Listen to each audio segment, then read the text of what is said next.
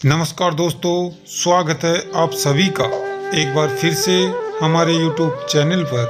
दोस्तों, आज हम बात करने वाले हैं गरुड़ पुराण अध्याय 4 के बारे में।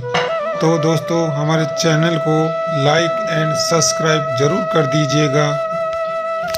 गरुड़ पुराण अध्याय 4। 10 दिनों की रस्में पूर्ति। यदि पुत्र न हो तो कौन कर सकता है? आंसू न बहाते हुए, क्योंकि पृथक आत्मा को वह सब कड़वे आंसू जो परिजनों की आंखों से गिरते हैं पीने पड़ते हैं। पुत्र को अपने पिता के प्रति लायकी फुल्लियन अर्पण करनी चाहिए। जो जन्म लेता है वह मरता भी अवश्य है। यदि किसी के पुत्र नहीं है तो धर्म पत्नी, भाई, रिश्तेदार या ब्राह्मण रस्मों को पूरी कर सकता है। मनु ने कहा है कि एक ही पिता से अनेक पुत्रों में यदि एक के ही पुत्र है तो वह सभी भाइयों का पुत्र माना जाता है। अनेक पुत्र होते हुए भी केवल एक ही सब रस्में श्राद्ध पूरी करेगा। इन दिनों की रस्मों में किसी मंत्र का उच्चारण नहीं करना चाहिए। 10 दिनों की रस्में पुत्र को ही करनी चाहिए। यदि सबसे बड़ा पुत्र का मरण हो जाता है तो पिता जो अभी जीवित है मोह विवश रस्म को पूरी नहीं कर सकता।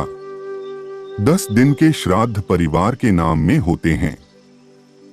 यदि पिता की संपत्ति का बंटवारा हो चुका है तो 10 दिन की रस्में श्राद्ध एक ही पुत्र द्वारा होंगी, परंतु वार्षिक श्राद्ध सब भाई अलग अलग करेंगे। पुत्र श्रद्धापूर्वक 10 दिनों की रस्मों की पूर्ति में एक समय भोजन, जमीन पर सोना और शुद्ध आचरण रखेगा। किसी पवित्र जल स्थान, कुआं, तालाब, मंदिर इत्यादि जगह पर स्नान कोई मंत्र का जाप न करने के बाद दक्षिण दिशा की ओर मुख करके किसी वृक्ष के नीचे गोबर से पोती हुई जमीन पर पूजा योग्य स्थान बनाकर दरबा और कुशा घास से बनी मृतक की प्रतिमा बनाकर पूजा करे। इसके आगे कुशा घास बिछाकर, लाई ढालकर चावल का पक्का खाना, धूप, फूल, फल आदि अर्पण करे।